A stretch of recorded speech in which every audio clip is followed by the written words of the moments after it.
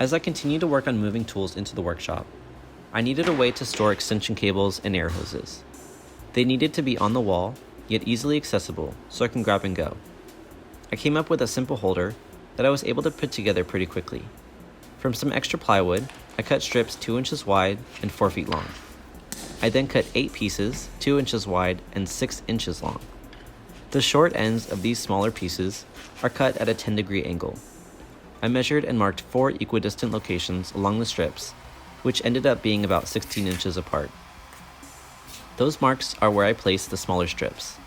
I glued the small pieces to the longer strips, placing them in the center. These will act as hooks to hold the cables. The glue works plenty well to hold the weight of any cable, so no need to use nails or screws.